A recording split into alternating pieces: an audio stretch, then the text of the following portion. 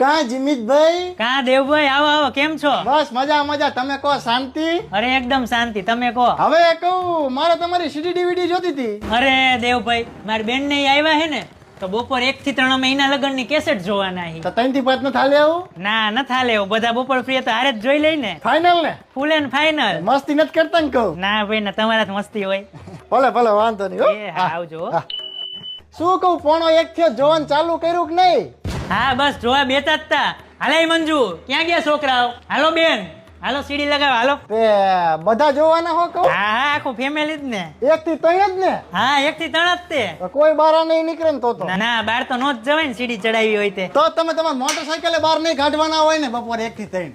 ના તો લાવો ને મોટરસાઇકલ ની ચાવી આપો ને, મારે ગામમાં જવું એ ખરીદી કરવા. 2:30 વાગે પાછો આપી જઈશ તમને. આવો.